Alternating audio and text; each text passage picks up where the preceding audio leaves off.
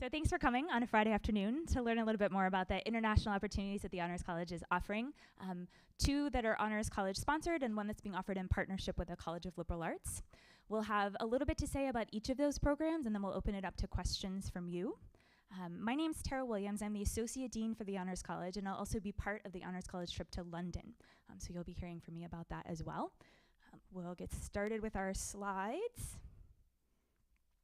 So here's the list of opportunities. These are all summer opportunities and these are all short-term opportunities, which means we hope that you'll find a way to fit them in around whatever other commitments or opportunities that you might have this summer.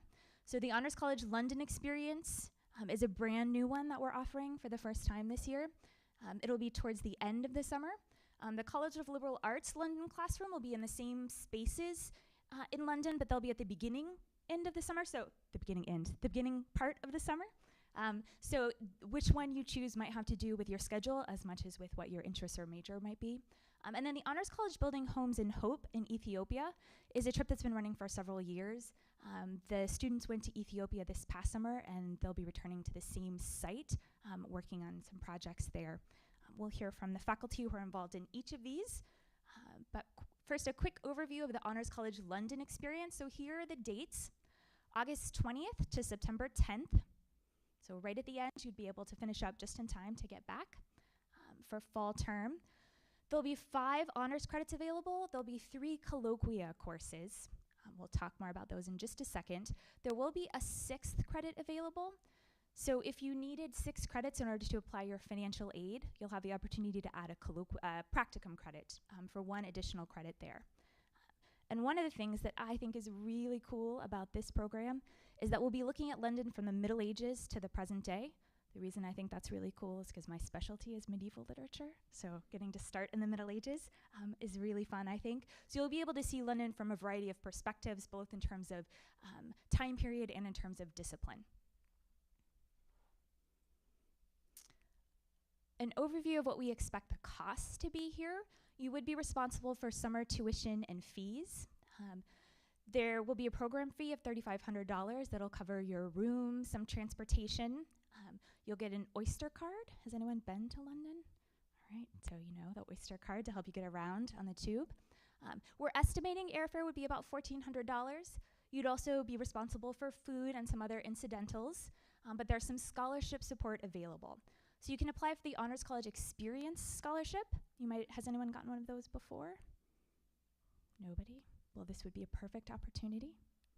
Those are $1,000. The Division of International Programs is also offering a scholarship of $500.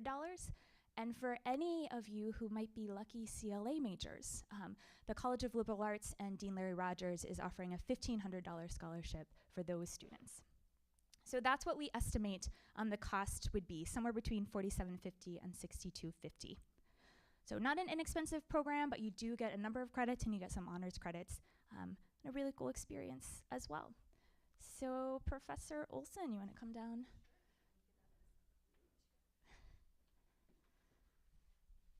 Introduce yourself and say whatever you want. Yeah, hi, I'm Rebecca Olson. I'm an associate professor of English in the School of Writing, Literature, and Film. I'm actually team teaching this class with Tara Williams.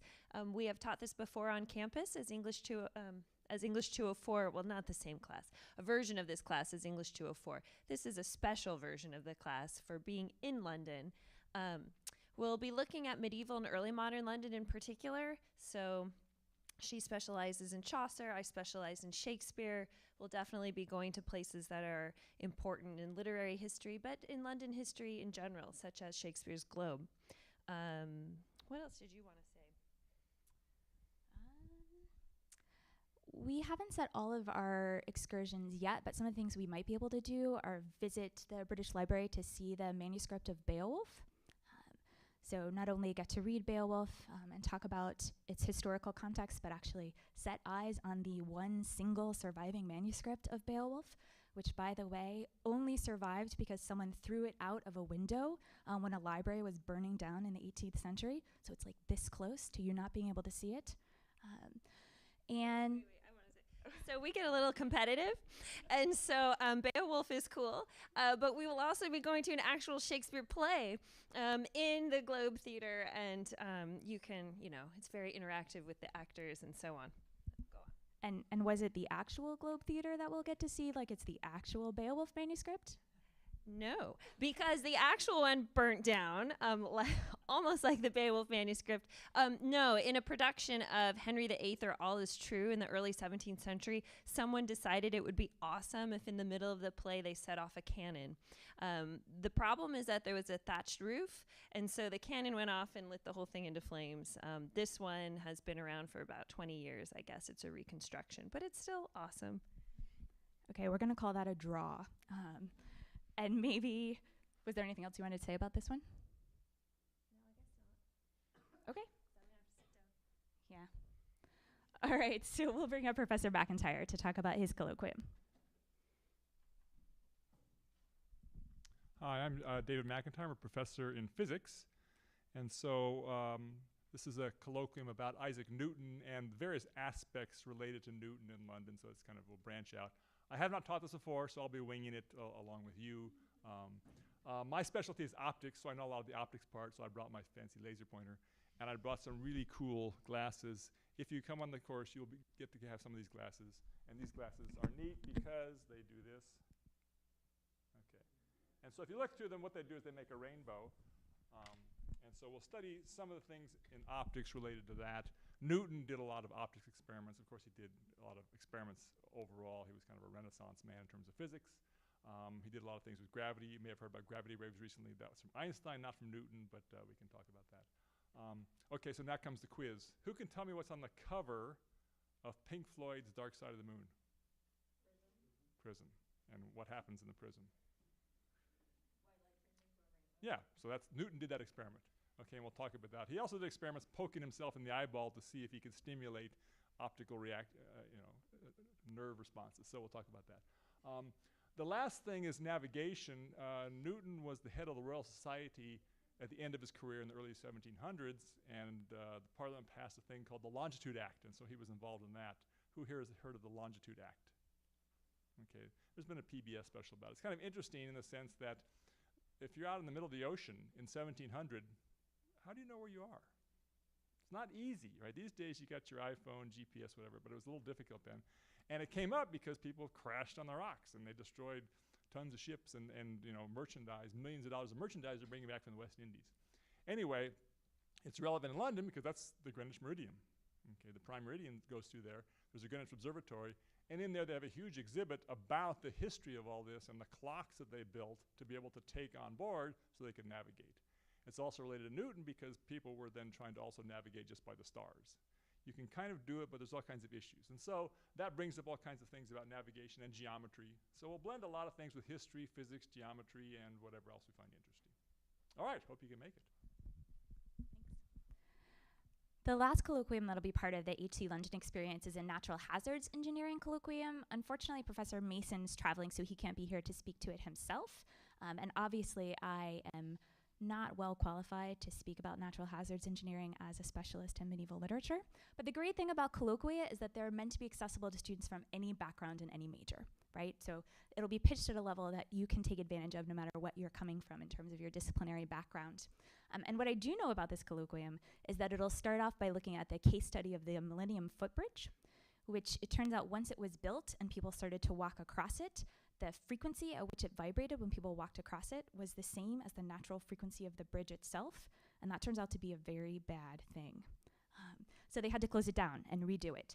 And he'll be thinking about the Millennium Footbridge as a case study in London, but also connecting that to some of the recent work that's being done in the Pacific Northwest, right, as an earthquake zone, as a natural hazard zone. So he'll be taking it back to our local context in that sense as well.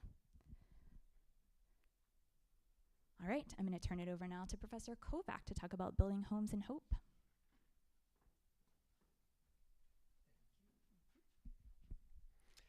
Hi, my name's Dave Kovac. I'm a professor of a bunch of stuff, and which is really handy because when you do international service work, wait a minute. If you do international service work, you basically coordinate a bunch of stuff. And this trip, Building Homes in Hope, is kind of an extension of the work I've been doing since 2000, and that's with Habitat for Humanity. Habitat for Humanity in Ethiopia built, or sponsored, I should say, the largest continuous build in the world. And over a 10 to 12-year period, built 600 to 800 homes. People aren't quite sure exactly how many, in a community of about 70,000, the city of about 70,000. So in a suburb of that area, there are 2,000 people living without community infrastructure of any kind. And so it became a little bit of a problem. Folks in the community then asked if there was some way that they could get together and somehow coordinate the building of a school, community center, garden space, some sort of gathering spot where they could sell their wares and things like that, things that weren't provided by the city because they weren't really part of the city anymore. They were a separate city. So this project started with a number of Habitat for Humanity leaders who, in talking to the community, helped them organize themselves. And then they, in turn, asked us to help out with developing a program, a long-term program, and perhaps some solutions where they would do most of the work, and then we would do volunteer to help out with that to try to accelerate this moving along. So at some point, a lot of things began merging, and part of that was my own work with Habitat for Humanity, my own work at OSU, and the Honors College, where we discovered that there was an educational value in doing this service learning, and there was a lot to be learned in not just taking bricks from one place and putting them into the other, but what does it take to do a successful program? How do we avoid being just a bunch of volunteerists there for the short term? How do we get engaged and somewhat embedded in the community?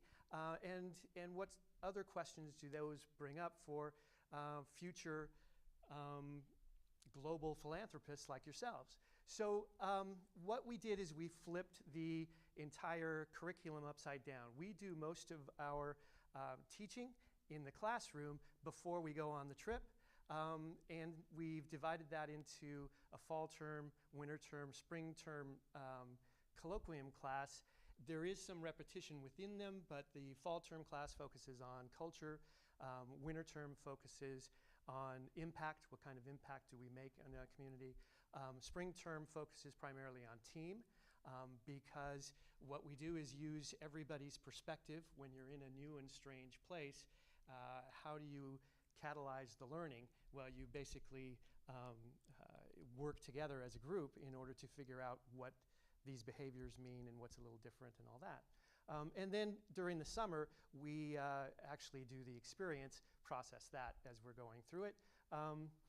And as you can see up here, there's optional honors credit, up to 2 colloquia credits. Actually, there's a 3rd credit possible if you're interested in doing some work towards your thesis, which a couple of students have approached me with, which is great.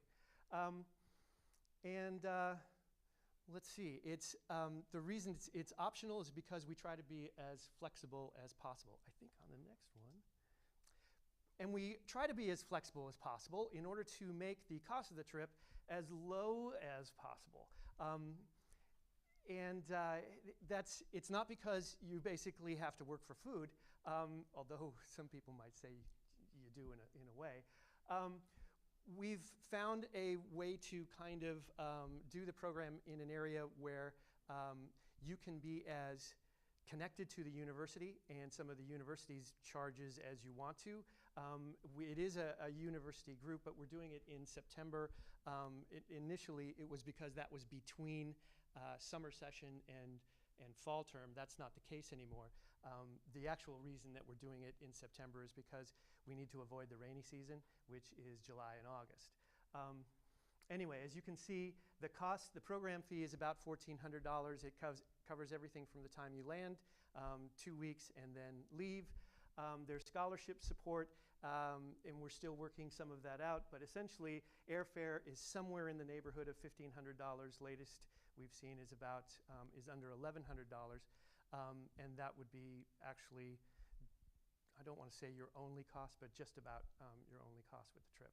The idea is you're volunteering to help build out. We're doing manual labor. We're working in the community of Debre Berhan for a couple of weeks. It's not, and then we end up doing informal reflections and observations and that sort of thing before we come back. I think that's good, right? I might have another slide. That's me.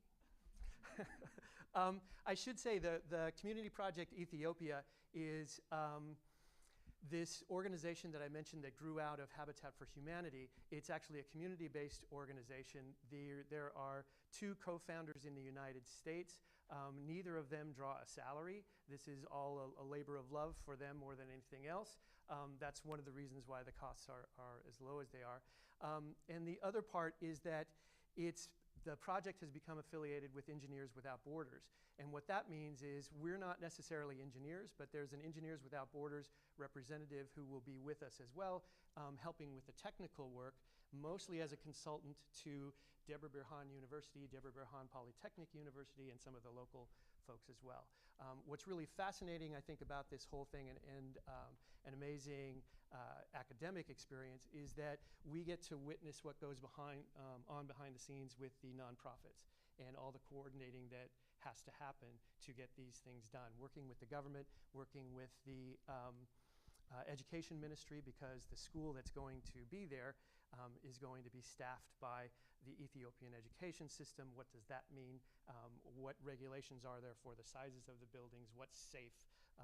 How do we keep the animals who keep eating all the survey lines out of the area, because it's the prime feeding area in the area? A lot of interesting questions that we have to move about. Okay. I have one more. Oops. So what I went past was this. It's a web address for our website, program website. It's a bit.ly link, BH&H. The name Building Homes in Hope actually comes from the first trip that we did in 2013 with Habitat for Humanity when we went to Romania. We're heading back to Ethiopia this year, mainly because it's a 5-year project, and what we did last year was put up the foundation. We'd like to actually see some building progress and go on from there, so we selected it as our site again for this year. Thank you. There are no more slides, right? No, that's it. That was the last one. Okay, Professor Rogers, do you want to come up and talk about the London classroom one? There's more. I don't know if you want to say something about Professor Ingerbitsen's class, or if you... Hi, I'm Susan Rogers, Associate Professor of English and Creative Writing, and I'm teaching a class. Michelle Ingerbitsen, who couldn't be here today, is teaching a class on prisons. Is there a title for that? Do we have a... So Crime and Punishment. I can't pretend to speak for her, although I did go on a field trip with her last night to the Salem's men's penitentiary as a kind of preview, and it was a fascinating trip, and we had the opportunity to sit and talk with some of the inmates there, and she has a lot of great things planned. This was a course that was taught last year. She was unable to go, and so she had already all planned out and has some terrific field trips. I think one of the highlights for her trip is going to be going to a prison where they have a program where they train inmates to be chefs and waiters, and we sit and have lunch with these men and have a chance to talk about their experiences inside the prison. So again, I can't pretend to speak for Michelle, except I will say that she's amazing and has amazing research and a wonderful level of interest in this. So I think, it's going to be a great, great class. And let's see, right, here we go. I, Reading and Writing in London. So this is not a class I've taught before, because it really is going to be about our experiences in London and chronicling our travels in London through extensive writing exercises and notebook keeping and all different kinds of ways of approaching London through writing and reading. We're going to start by reading a contemporary novel by Jeff Nicholson that's called Bleeding London, and it's a lot of fun to read. It's 3 different characters who have separate storylines that converge, and just to give you an example, one of the characters decides he's going to walk every single street of London by using the A to Z maps. And so we see different ways of the characters using maps and using their experiences of London to understand themselves. And so it'll be a great jumping off point, I think, for us to discuss our own experiences of London. We'll do both very, go to the touristy sites as well as quirkier neighborhoods and try and discover some different little parts of London that, the usual tourist doesn't see. And so I'm excited about that. It'll be a lot of different writing assignments, as I said, that will result in a few more formal essays or creative writing kinds of assignments depending on your interests. As you can see, we have lots of latitude here. Could count as an English major course, a writing minor, a CLA Fine Arts, a CLA Humanities, a BCC Literature and Arts, or Western Culture. So we'll cover just about anything that you need for that. All right, so I will just put back up the slide that talks about the dates right there so that you have those as well. So June 20th to July 8th is the CLA London classroom trip. It'll be 7 total credits, of which 1 will be a pre-departure orientation, and then the 2 credits that we heard about in London. And the costs are going to be similar to the costs that we saw for the HC London experience, with similar kinds of scholarship support. So we have now covered all of that. These are the lists of contacts if you have questions, but also the deadline, so that if you're interested in the HC London, we have a little bit of time, but the earlier you apply, the better. We're getting that application pulled together now, and the deadline will be May 1st. For Building Homes in Hope, they need to fill out trip registrations in March. Yeah, we have 2 separate things. One is an interest list, and that is available on the website. An interest list is on the website, and that's for information. Trip registration is we want to get more information about you and your passport and health information, et cetera, et cetera. So it's a little bit more like you're getting ready to commit, and then the actual commitment then would be in, I believe, around May 1st. But because there's a lot of things that we need to pull together for this, we're a little bit more proactive in getting information from you. And the contact for the CLA London Classroom Program is the CLA Head Advisor, Louis Bottaro. That's his email right there. And those applications are going to be due April 1st. We are circulating a sign-in sheet, so you want to make sure you get your information down there. But now we will take questions, and maybe everybody would want to come down here. And it's very important that we repeat the question before we answer it. So who would like to get started? Yes? So the question is about how many people will go on each trip. For the London Honors College experience, we are expecting somewhere between 30 and 50 people to go. I think we're looking at about 20 in our group. Yeah. Building Homes in Hope is 10 to 20, which is kind of nice. We can accommodate a range. Who's next? Yeah.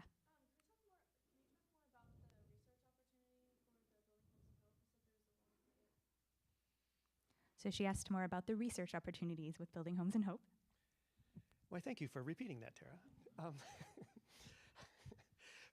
For the research opportunity, that's probably something that you'd want to work with your advisor about. In fact, for any of these programs, my suggestion is to work a little bit with your advisor to know how all of this might fit in and in what way. It's kind of wide open. You could do some data collection in that area, perhaps some interviews or something like that, depending on what your area of interest is. One of the students that I know is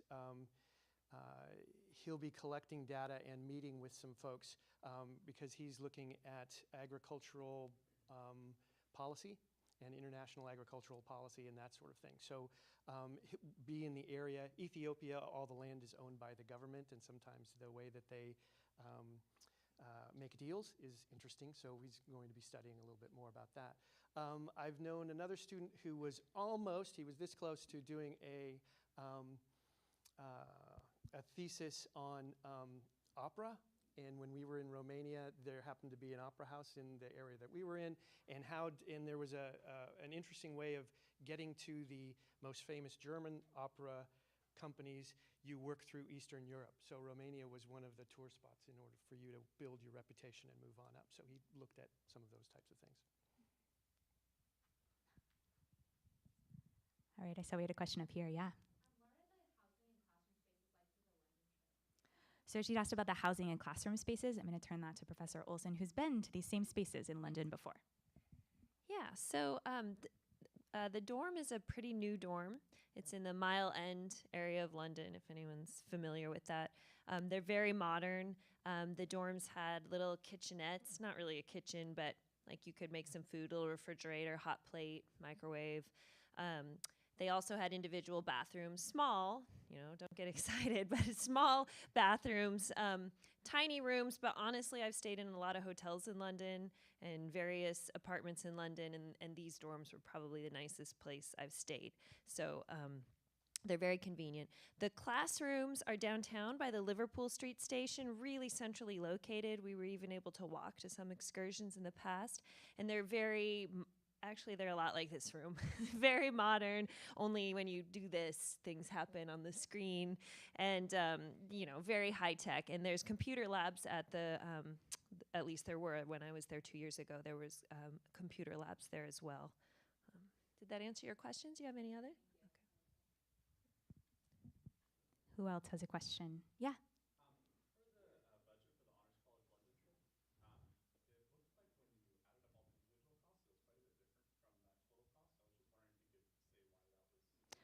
I think the cost at the bottom has the scholarships deducted from it. Does that make it work? I think so.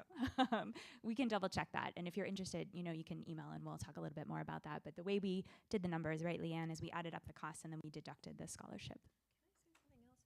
If anyone here is a recipient of a Pell Grant, I believe there's something called the Gilman Scholarship or Gilman Grant. The application, I'm told, is March 1st, so it's coming up really fast. But I think it's, if you already have a Pell Grant, I think you get something, $1,500 maybe for study abroad. So that's something some of you may want to investigate as well.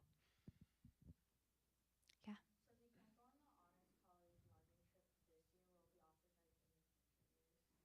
So if you can't go on the trip to London for the Honors College this year, will it be available in future years? We hope so. This year is the year we've definitely planned, and we're doing it with the hope of being able to continue it.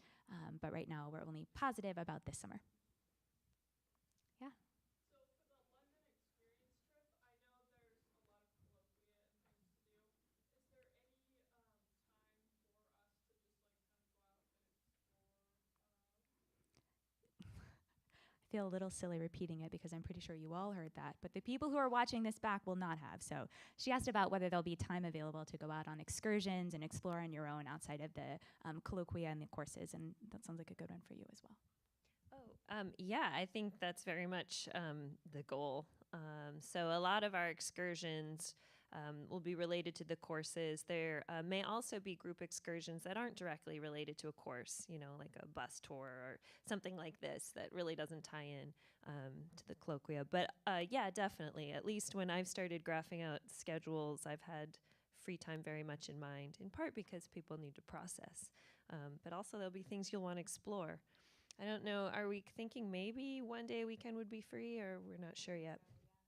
So maybe we'd do a day-long excursion Saturday and you'd have Sunday, that kind of thing. In case you wanted to go back to the British Library and look at the Beowulf manuscript again. Some more. Other questions? Yes, in the hat, please.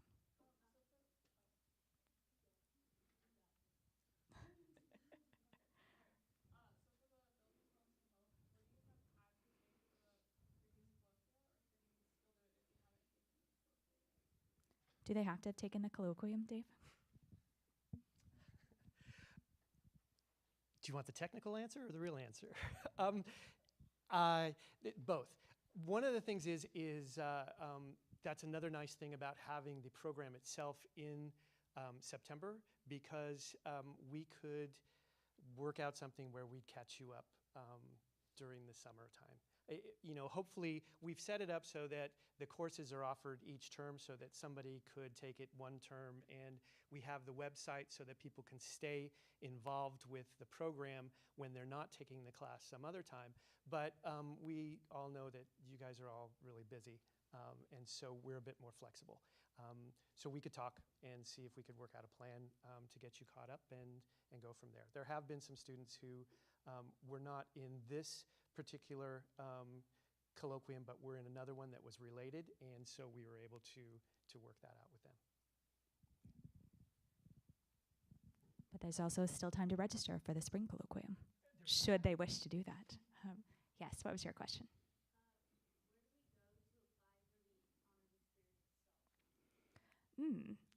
So do you want to, it's on the honors website.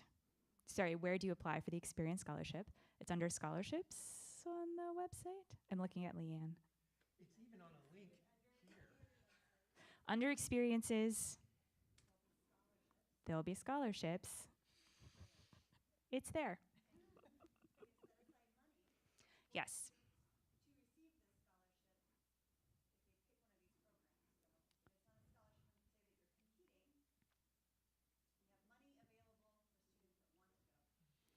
So since Leanne didn't say that into the microphone, I'll repeat. So we did set aside some funds in this scholarship for students who are taking advantage of these international opportunities. So you do have to apply, but you would receive it if you applied with this opportunity in mind, or these set of opportunities in mind. Yeah. So this applies to all three, not just the Building Homes of Hope? The Experience Scholarship? Yes, it does. Does apply to all three. That was the question. Yes. So would it be possible to go on multiple of these trips and have that funded for each one? So I know I've heard that there's limits of one per term per year. That's a good question. And Leanne says yes. It would be possible to apply. Oh. It would be possible to apply for more than one scholarship if you were going on more than one opportunity. Yes. Right. One of these opportunities. One of these three opportunities that we have been talking about today.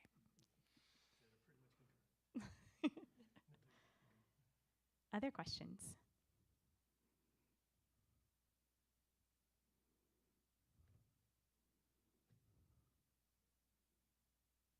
All right. Well, thank you for coming. We'll let you go get on with the rest of your Friday. But please, if you do have questions, don't hesitate to get in touch with us, and we hope that we'll see some of you in London or in Debre Berhan this summer. Thanks.